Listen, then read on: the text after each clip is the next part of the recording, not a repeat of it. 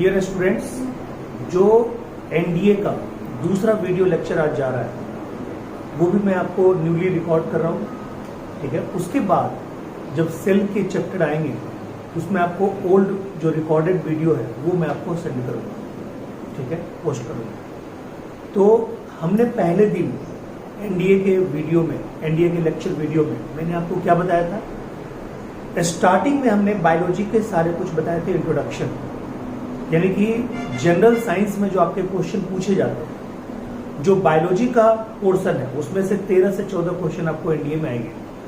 तो उसके लिए मैंने आपको लास्ट में बता के छोड़ा था कि अगले दिन हम लोग लिविंग का जो कैरेक्टर है, लिविंग ऑर्गेनिज्म का जो फीचर है उसके बारे में बात करेंगे, ठीक है।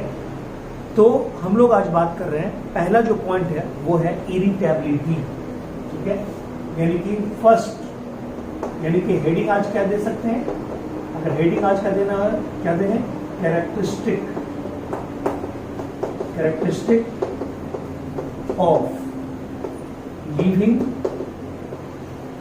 ठीक है, कैरेक्टरिस्टिक्स ऑफ लिविंग, ठीक है।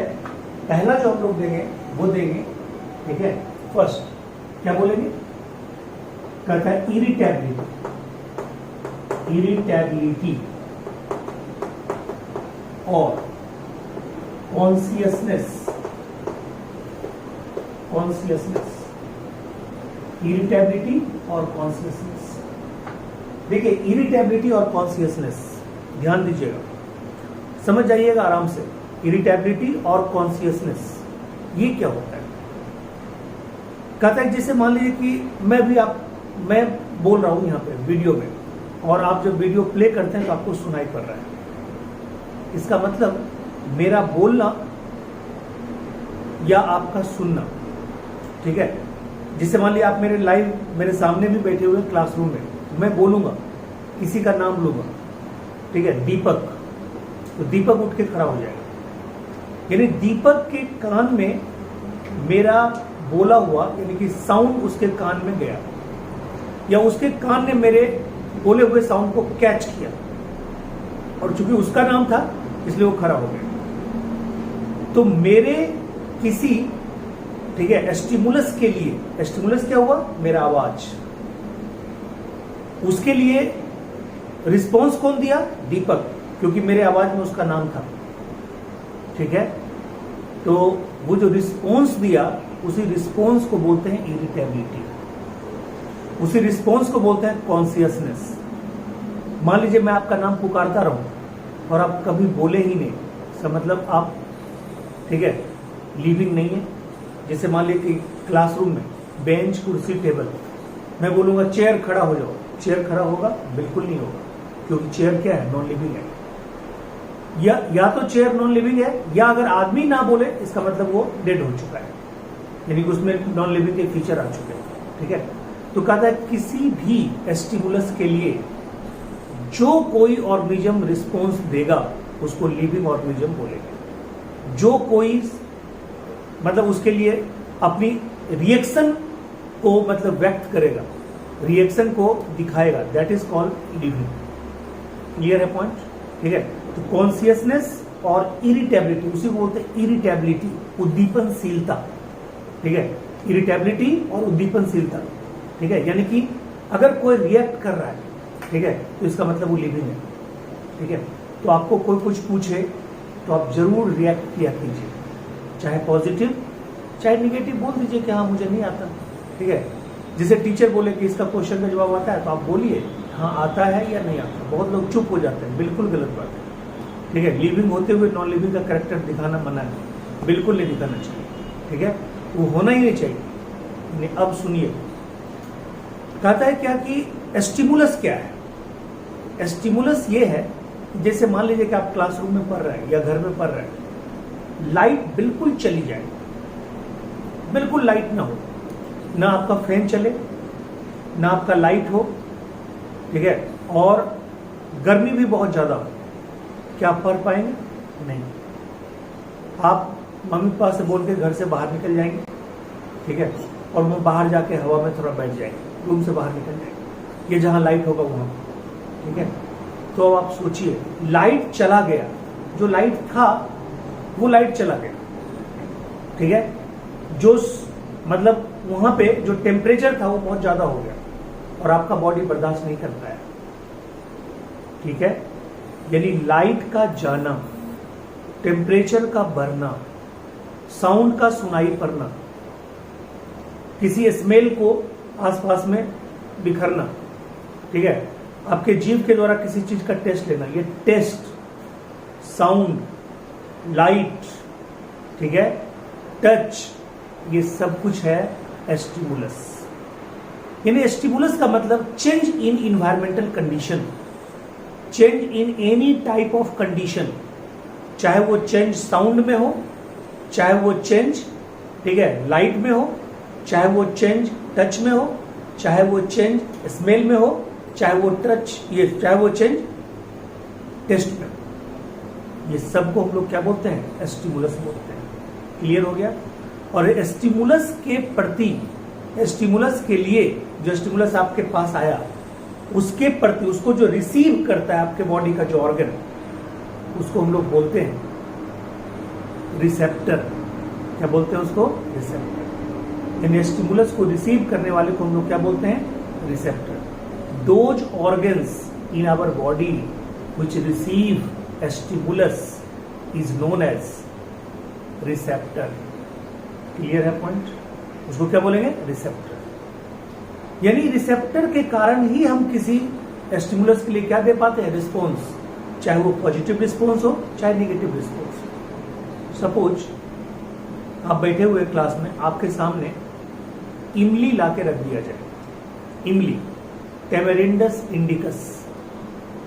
तो इमली जो ही हमने नाम बोला, आप लोग में कोई भी अगर क्लास में लड़कियां हो तो उनका ज्यादा रिस्पॉन्स होता है, उनको एकदम मतलब मुंह में पानी आ जाता है कि हाँ इमली, ठीक है। और वो बहुत लोग तो जी को एक दूसरे से टच करने लगते हैं, ऐसे ऐसे करने लगते हैं। इसका मतलब क्या है?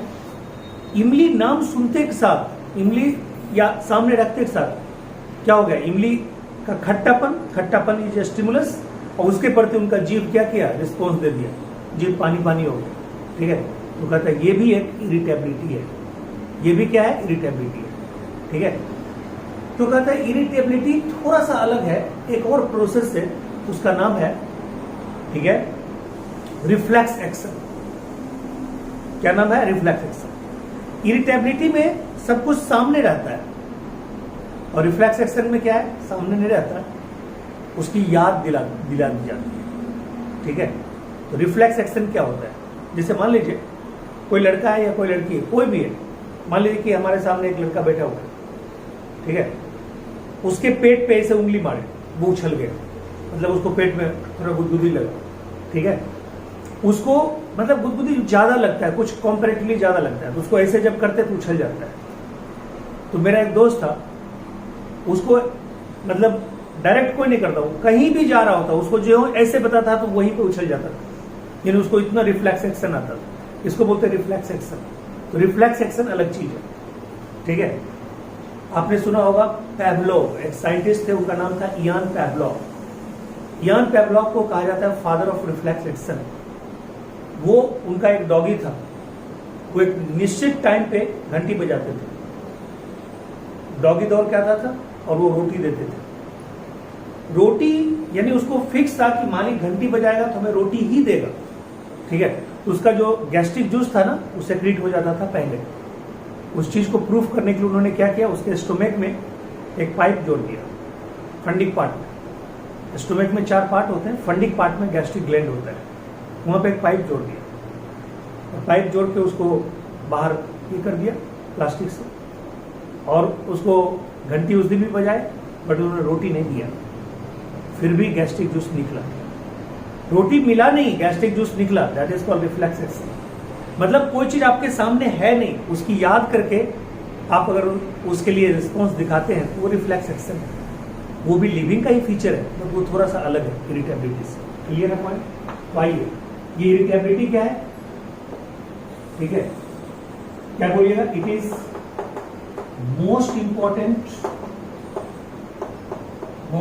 इंपॉर्टेंट फंडामेंटल, आप लोग भी लिख सकते हैं, मोस्ट इंपॉर्टेंट फंडामेंटल, ठीक है, feature of any living body, any living body, ठीक है, due to which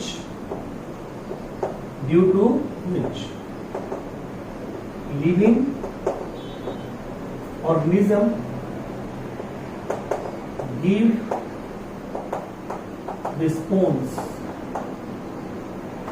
to any stimulus, ठीक है, वो किसी भी स्टिमुलस के प्रति अपना क्या करता है, रिस्पॉन्स देता है। क्लियर है पॉइंट? अब आइए अगर बात करें स्टिमुलस, व्हाट इज स्टिमुलस, ठीक है, ये स्टिमुलस क्या है?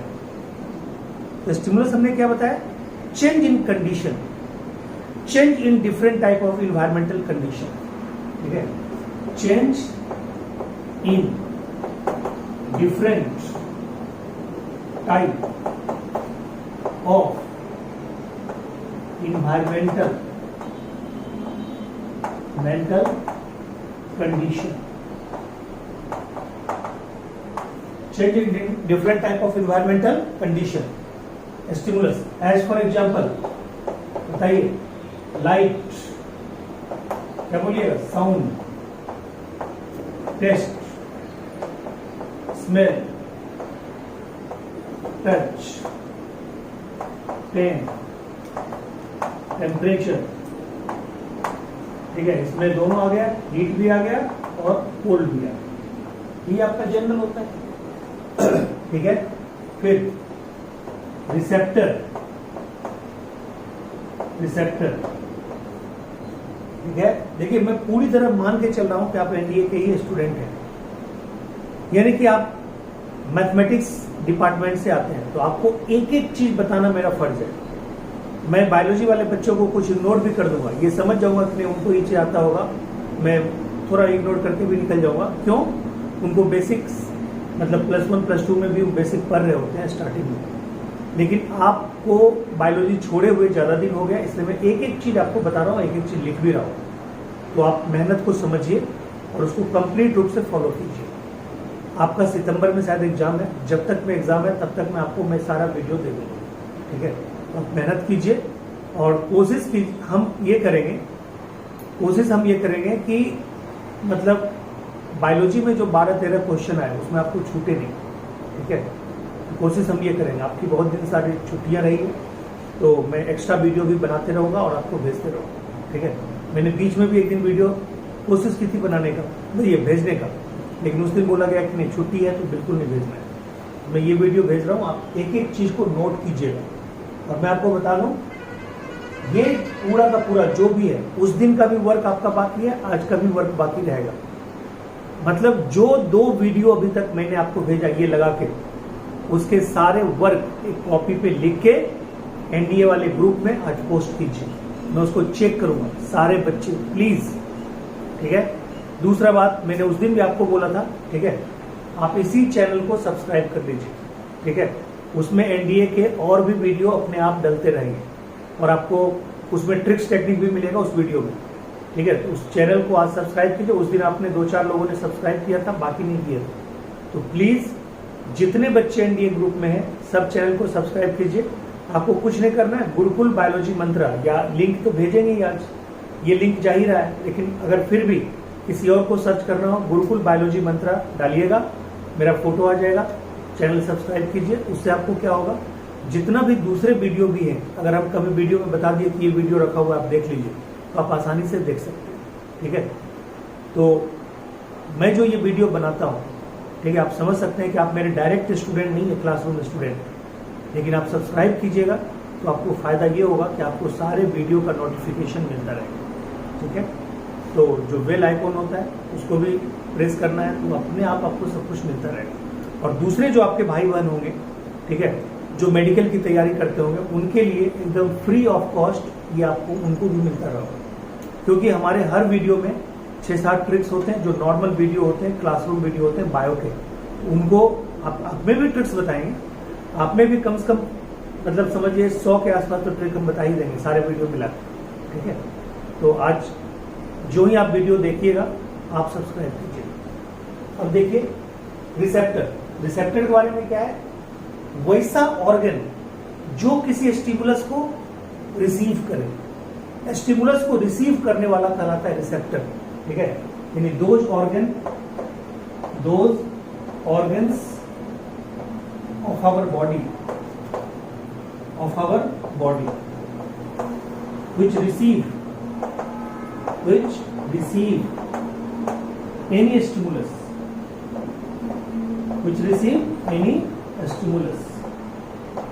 is known as receptor। अब देखिए, अब जो पढ़ा है लिखना भी है, अब जो पढ़ा है ये जो है इसमें मैं रिसेप्टर के बारे में बताने जा रहा हूं, ठीक है। तो ध्यान दीजिएगा, ये पूरा लिख लीजिएगा, ठीक है। वीडियो को पॉज करके जैसे मर्जी होगा आप ये पूरा एक एक चीज लिखिएगा और ये हमें आपको भेजना है, आज ही भेजिएगा आप लोग, ठीक है। चलिए अब देखिए,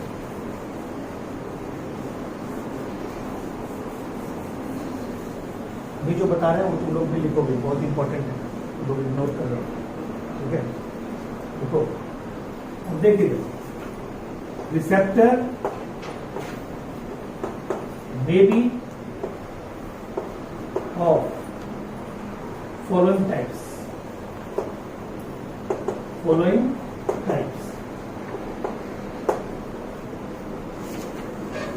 देखिए मैं यहाँ पे एक चार्ट बना रहा हूँ, ये चार्ट आपको काम आएगा, यहां से भी क्वेश्चन आएगा। देखिए पहला जो ग्रुप में लिख रहा हूं यहाँ पे स्टिमुलस लिख रहा हूं, ठीक है। यहां पे लिख रहा हूं रिसेप्टर, यहां पे लिख रहा हूं ऑर्गन, ठीक है। अब देखिए, जैसे अगर स्टिमुलस लेते हैं, आप इसको 1 मिनट पहले समझ लीजिए फिर लिख लीजिए। स्टिमुलस, अगर स्टिमुलस हो लाइट, स्टिमुलस क्या हो, लाइट, ध्यान दीजिएगा, लाइट का ग्रीक वर्ड होता है फोटो। हमने आपको स्टार्ट में ही जब किया था तो मैंने बताया था बायोलॉजी में यूज होने वाले 99% वर्ड क्या होते हैं, या तो ग्रीक के होते हैं या लैटिन के होते हैं। देखिए लाइट का ग्रीक वर्ड क्या है, फोटो, ठीक है। साउंड का ग्रीक वर्ड क्या है, फोनो। टेस्ट का ग्रीक वर्ड क्या है, गस्टैटो, ठीक है, गस्टैटो। टेस्ट का ग्रीक वर्ड गस्टैटो। स्मेल का ग्रीक वर्ड ऑल्फैक्टो।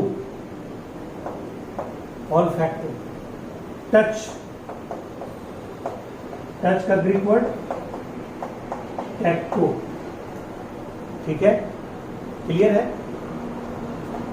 हीट का कैलो, पेन का एलजेसी और कोल्ड का फ्रीजीडो। क्लियर है पॉइंट। अब देखिए, ठीक है, तो बताइए वैसा रिसेप्टर, देखिए अब कुछ भी नहीं है, एकदम मजाक है, वैसा रिसेप्टर यानी वैसा ऑर्गन जो लाइट के स्टिमुलस को रिसीव करे उसको क्या बोलेंगे, फोटो रिसेप्टर। ये लीजिए, उसको बोलेंगे फोटो रिसेप्टर। इसको क्या बोलेंगे बताइए आप, फोनो रिसेप्टर। इसको क्या बोलिएगा, गस्टैटो रिसेप्टर। इसको क्या बोलिएगा, ऑल्फैक्टो रिसेप्टर।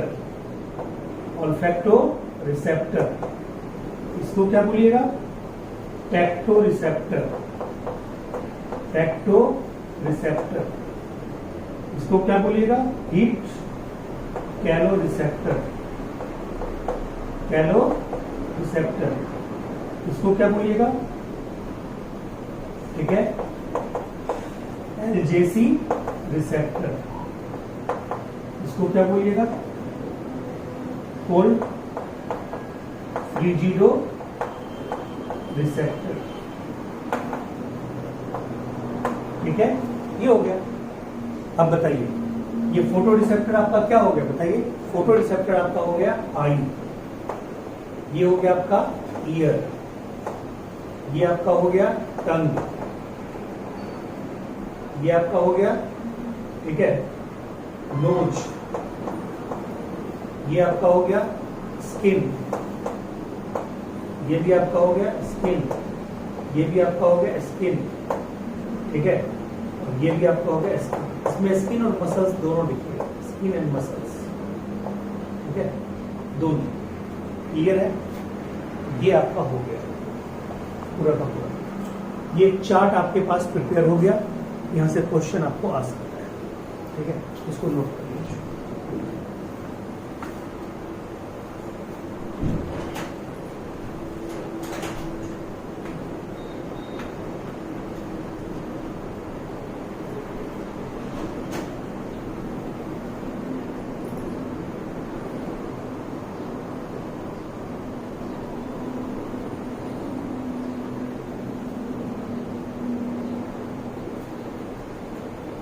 आप लोग वीडियो में देख रहे होंगे कि सर रुके हुए क्यों हैं। हमारे यहाँ भी 3 बच्चे बैठे हुए हैं जो एनडीए की तैयारी करते हैं। 4 बच्चे बैठे हुए जो एनडीए की तैयारी कर रहे हैं, तो वो भी आए हैं पढ़ने के लिए, और वो मेरे घर पे आज आ गए हैं कि सर जब आप वीडियो बनाओगे तो मुझे बुला लेना। वो मेरे अगल बगल के पड़ोसी हैं, ठीक है। मैं आसियाना में रहता हूँ, आसियाना आंगन में, निमराना में, हाईवे पुल के सामने। तो वहाँ पे बच्चे आ गए हैं 3-4 कि सर मुझे भी एनडीए का वीडियो देखना है, क्योंकि उसमें बायोलॉजी का सिंपल चीज़ है, इंट्रोडक्शन चीज़ है, इसलिए वो लोग, उनके लिए मैं रुका हूँ 1 मिनट के लिए।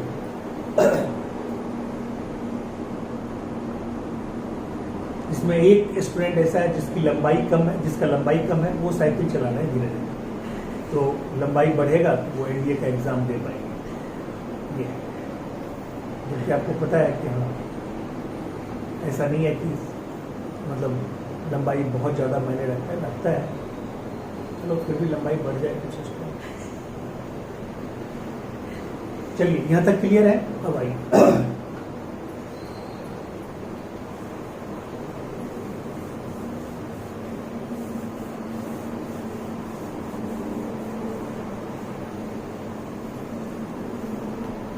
अब देखिए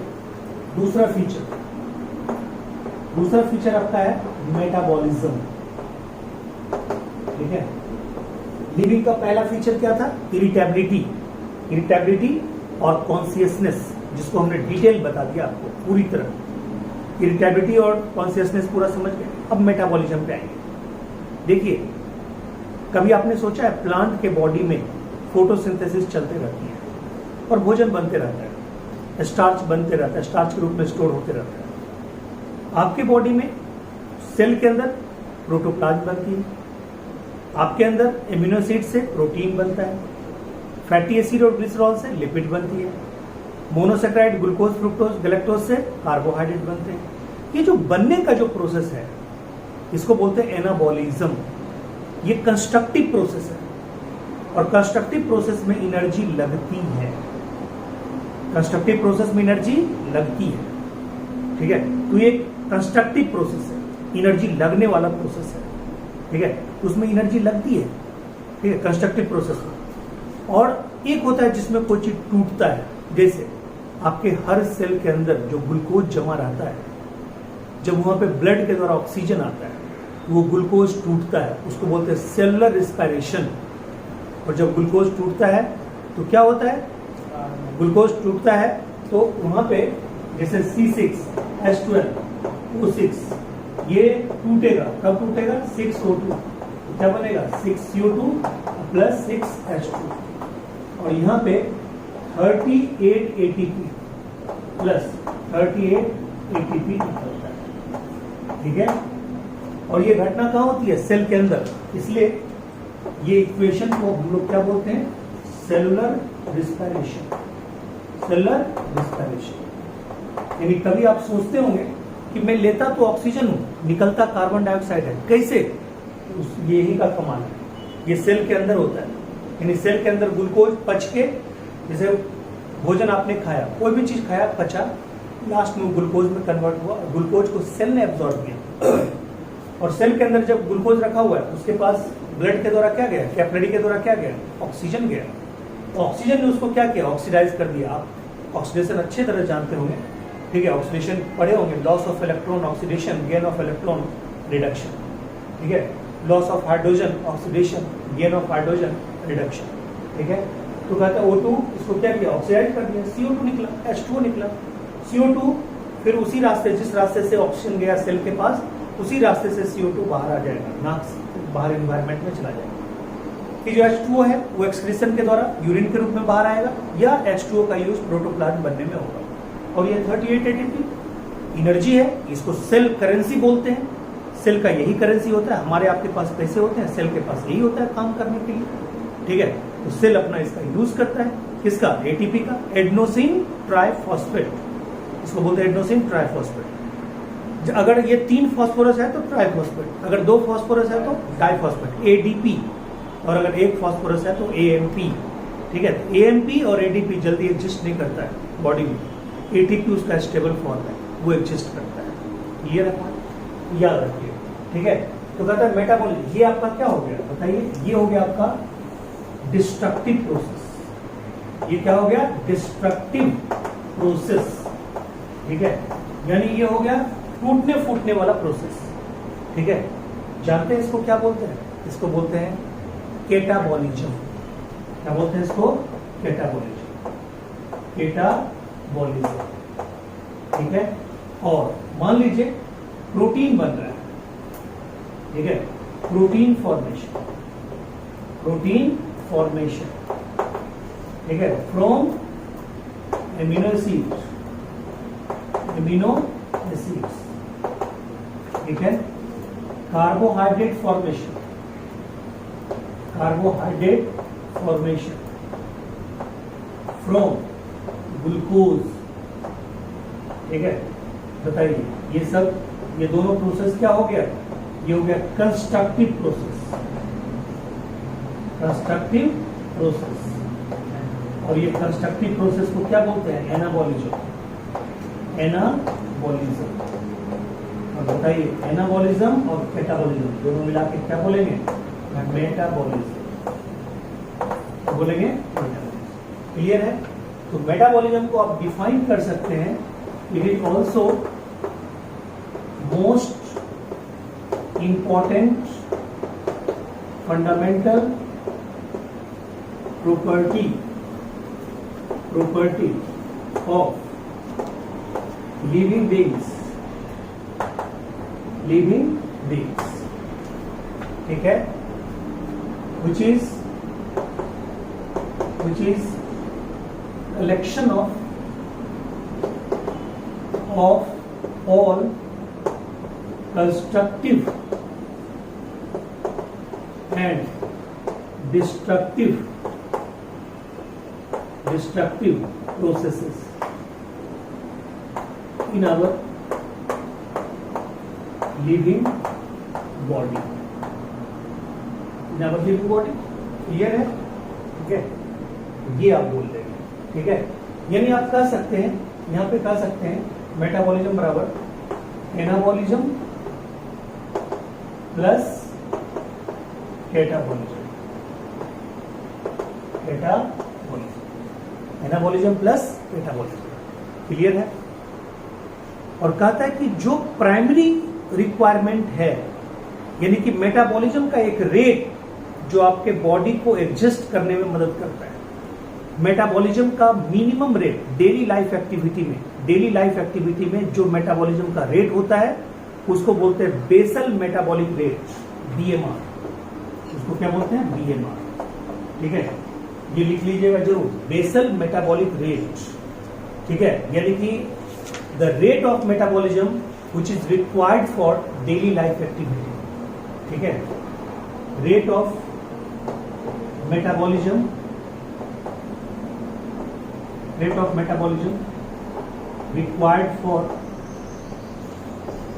required for daily life activity, उसको बोलते हैं बीएमआर। और लास्ट में ये बता दूं कि बीएमआर को कंट्रोल कौन करता है? आपके बॉडी के सबसे बड़े इंडोक्राइन ग्लैंड के हार्मोन के द्वारा। आपके बॉडी का सबसे बड़ा इंडोक्राइन ग्लैंड कौन है? Thyroid gland. उससे जो हार्मोन निकलता है thyroxine. Thyroxine control basal metabolic rate. मैं ऊपर में लिख देता हूं, यानी कि यहां पे लिख देता हूं थायरोक्सिन। थायरोक्सिन कंट्रोल करता है, ठीक है। यानी बीएमआर कंट्रोल्ड बाय थायरोक्सिन। और ये कहां से निकलता है? थायराइड ग्लैंड से। ये क्या है? लार्जेस्ट इंडोक्राइन ग्लैंड है, लार्जेस्ट इंडोक्राइन ग्लैंड, ठीक है। इतना आज जान जाएगा। Okay, thank you so much. इसके आगे मैं वीडियो आपको जो मतलब अगला तीसरा जो वीडियो दूंगा उसमें क्या होगा, एडेप्टेशन होगा, रिप्रोडक्शन होगा, और फिर उसके बाद एक चार्ट बनाएंगे लिविंग नॉन लिविंग में डिफरेंस होगा, फिर सेल के पास चलेंगे। तो एक वीडियो इसमें और लगेगा, उसके बाद सेल का वीडियो, ठीक है। थैंक यू सो मच, और आप इसको तैयार कीजिए अच्छे से। नेक्स्ट वीडियो का इंतजार करिए।